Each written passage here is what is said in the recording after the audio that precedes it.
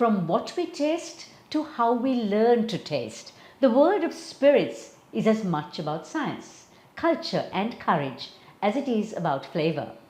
The Wine and Spirit Education Trust, or WSET, is the global gold standard in wine and spirits education.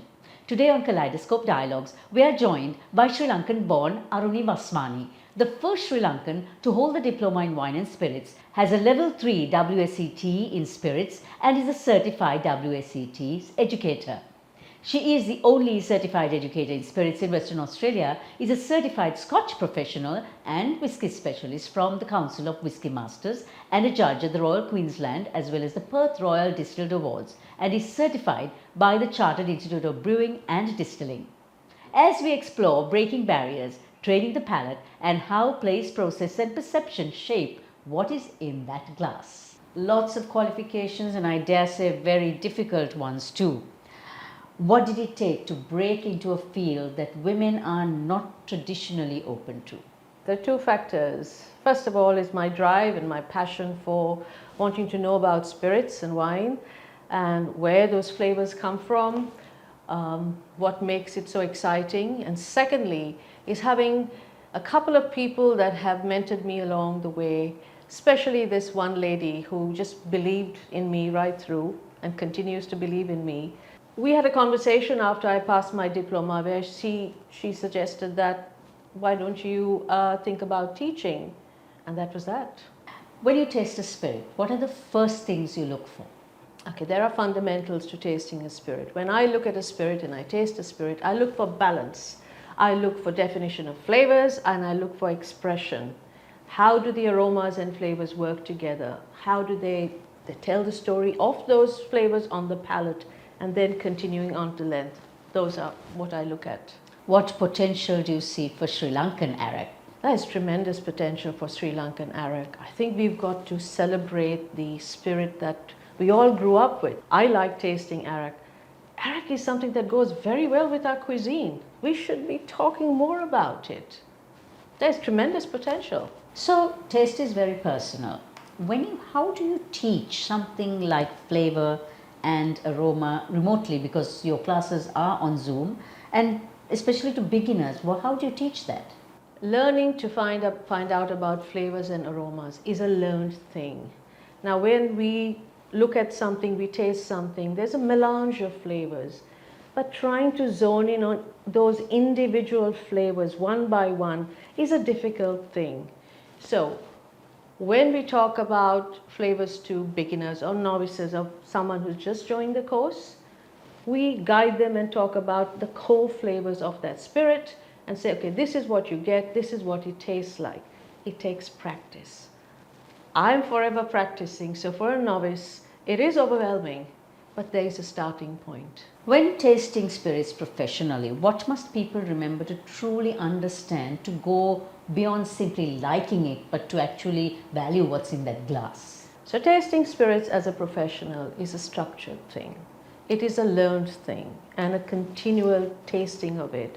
There is a structure in terms of appearance. What does it look on the appearance? What are the aromas on the nose? What are you getting from the raw materials, from the fermentation, from the distillation and maturation? And likewise, do those flavors convey on the palate?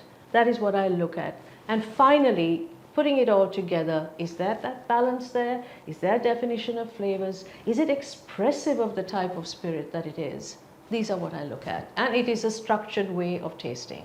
So I know whiskey is one of your pet spirits that you would like to taste. Yeah. What are the most common mistakes people make when tasting whiskey? Okay, so there is a perception that whiskey has a sense of sweetness. Okay, when we talk about sweetness in terms of spirits, that means that sugar has been added to it. That is totally wrong. Whiskey is dry. There is no residual sugar in it. Where that perception or that impression of sweetness comes from, it's from the vanillin in the barrel. It's from the baking spices, again from the barrel. And it also comes from the fermentation esters, like the fruity, the floral esters. They all contribute to that perception or impression of sweetness. No. Scottish whiskey is dry, bourbon is dry, Indian whiskey is dry, Australian whiskey is dry. So whiskey is dry. Right, so climate, grain, water, barrel, do they all play a role? Which of these has the biggest impact on flavor? I think all of them do. Climate is a big thing, and I talk about place. Let's talk about the raw materials, the distillation, the maturation. All of these things play a role, contributing towards the fullness of the complete whiskey, if we're talking about whiskey. Where it is matured makes a big difference. The climate, the humidity, the dryness. What does that do? It affects the evaporation. It affects the influence of the oak. There are a lot of things that do contribute towards that fullness of the whiskey, and yeah, that's what it is. So what comes at the end depends on where it has been made, where it has been matured, for how long it has been matured. They all contribute. I know that everything plays a part. Every single aspect of that production of whiskey plays a part. From Scotland to Australia to India, which has come up with some fabulous whiskies, which whiskey regions actually surprise you the most? Every single region. If I were to do it blind, I would never know where it is from, because there's so many types of whiskies coming out. Take Australia, because we do not have a whole gamut of laws regarding the production of whiskey. If it's in a barrel, it has to be matured for 2 years. But we don't have restrictions on the grains, on the type of barrels, or the type or the size of barrels. We have none of those restrictions. Why are formal courses necessary in spirits and in spirit education for the hospitality industry? It is very, very important. If you're in retail, if you're in hospitality, if you're working behind a bar, if you're serving a customer, or you're recommending a spirit to a customer, you have to know about that spirit. And you're not just going to know about it just, reading a book. You have to go through a course. You have to learn that structured way of talking about a spirit, why it tastes the way it does. The theory, learning theory, is directly related to your tasting of it. Once you have done that, you are able to communicate to whoever is in front of you. Does a brand influence taste? Yes, there is a perception that the better the marketing, the better it is. If you have the money behind it, but there are so many spirits that are fantastic that do not have that kind of backing. That are sold, the big brands, they're very good. But likewise, there are some others that are equally as good, or some of them even better. There is a perception that the bigger the brand, the better it is. That's because of marketing. What would you say to someone who is thinking about getting into spirit tasting as a career? I think if you're thinking about it, you should go for it. Look for some courses. Go find out why you like that spirit. Why is it that you want to do what you do? And then seek out the courses. It's very important for you to know why you like what you like. And then look for those courses and go for it. How do you see the global spirits landscape?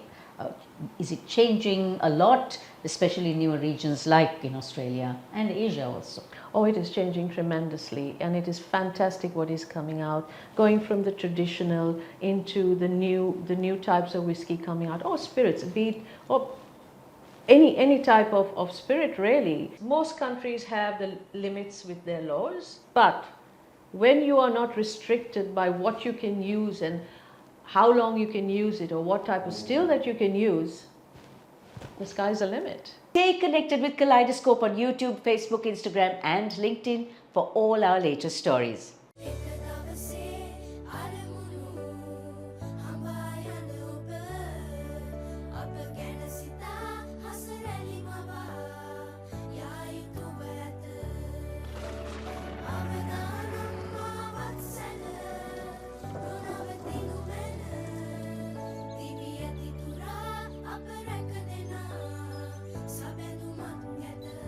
You focus on your goals. We will take care of the risks. Silico Life.